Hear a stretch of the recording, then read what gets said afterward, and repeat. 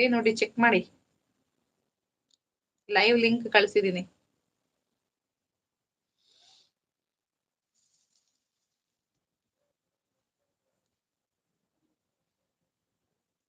ವಿಜಯ್ ಮಲ್ಯ ಹಳೆಯವರು ಬಂದ್ರು. ನಮಸ್ತೆ Vijay Mallya brother, thank you so much ಲೈವ್ಗೆ ಜಾಯ್ನ್ ಆಗಿದ್ದಕ್ಕೆ. ಬಂದ್ರಲ್ಲ, ಸಪೋರ್ಟ್ ಮೆಸೇಜ್, ಥ್ಯಾಂಕ್ ಯು.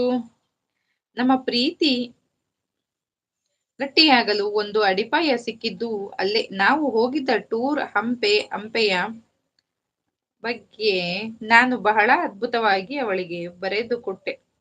ಟೂರಿನಿಂದ ಬಂದ ನಂತರ ಆ ಟೂರಿನ ಮೇಲೆ ಅವರು ಒಂದು ಎಕ್ಸಾಮ್ ಕೊಟ್ಟಿದ್ದಾರೆ.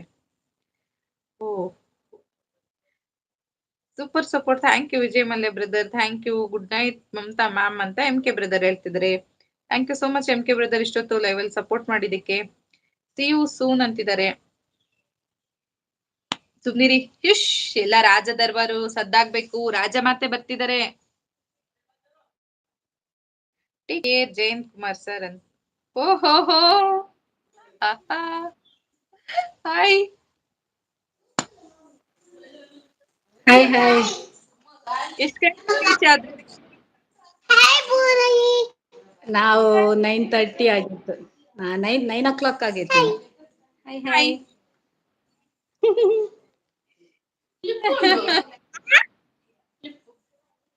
ಊಟ ಆಯ್ತಾ ನಿಮ್ದು? ಇಲ್ಲ, ಸುಸ್ತು.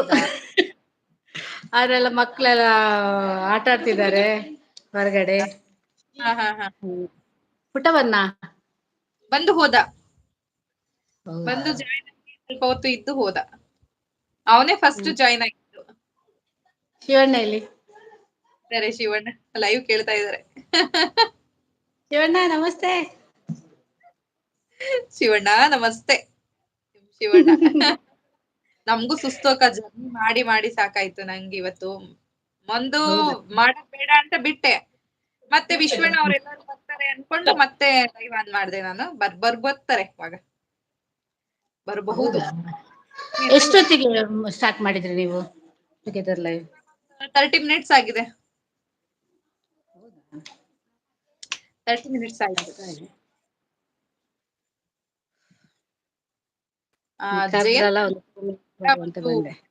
ಹೋಗ್ತೀನಿ, ಯಾವುದೇ ಮೆಸೇಜ್ ಸ್ಕಿಪ್ ಮಾಡಲ್ಲ ನಾನು, ಯಾಕಂದ್ರೆ ನೀವು ಅಷ್ಟು ಅದ್ಭುತವಾಗಿ ಬರ್ದಿರ್ತೀರಾ.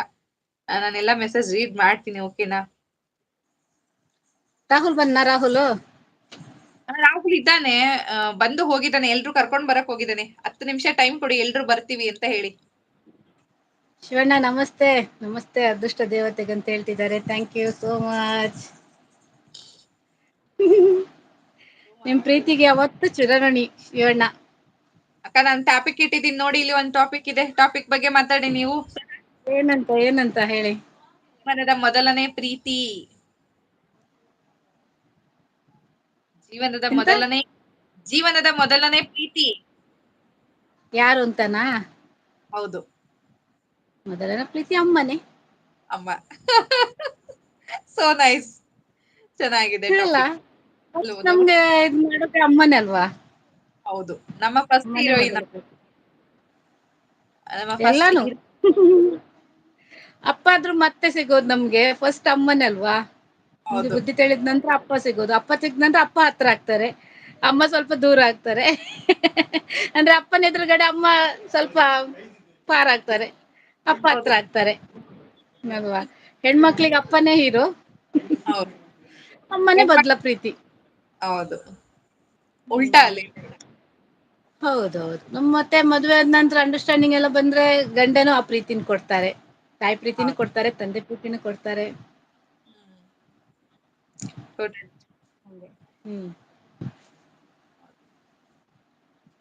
ಮಗ ಬಂದಿಲ್ವಾ? ನಿಮ್ಮ ಮಗನ್ ಕರ್ಕೊಂಡ್ ಬಂದಿಲ್ವಾ?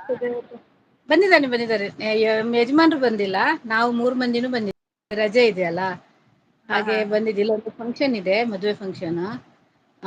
ಅದು ಮಿಸ್ ಮಾಡ್ಲಿಕ್ಕೆ ಆಗಲ್ಲ, ಯಾಕಂದ್ರೆ ನಮ್ಮ ಅಕ್ಕಂದು ಮಗನ್ ಫ್ರೆಂಡ್ ಅವನು ಹುಡುಗ. ಬಟ್ ಅಂದ್ರೆ ಅವರು ಆ ಕಡೆ ಬಂದ್ರೆ ನಮ್ಮನೆಗೆ ಬರದೆ ಒಂದ್ ದಿವ್ಸ ಕೂತ್ಕೊಳ್ಳದೆ ಹೋಗೋದಿಲ್ಲ. ಅವರೊಂದು 5-6 ಫ್ರೆಂಡ್ಸ್ ಇದ್ದಾರೆ. ಹಾಗೆ ಆ ಮಕ್ಕಳ ಪ್ರೀತಿಗೋಸ್ಕರ ಬರ್ಲೇಬೇಕಾಗಿಲ್ಲ. ನಂಗೆ ಬಸ್ ಜರ್ನಿ ಆಗೋದಿಲ್ಲ. ನಾನ್ ಬಂದ್ರು ಬಸ್ಸಲ್ಲಿ ಹೋಗೋದು ಪ್ರಮೇಯನೇ ಇಲ್ಲ. ಅಂದ್ರೆ ಇದು